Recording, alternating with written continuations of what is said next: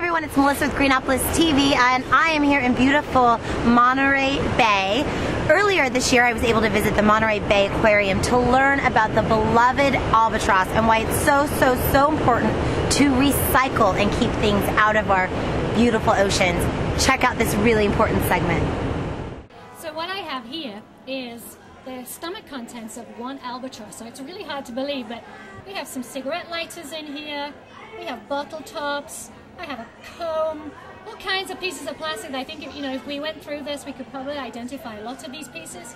Some of them have probably been floating around in the ocean for a long time and have broken down a little bit. Their species has really been impacted severely by this plastic. In fact, it's estimated 40% of all the chicks die every year through ingesting plastic. So it's a population that's really suffering because of the way that we dispose of our plastics.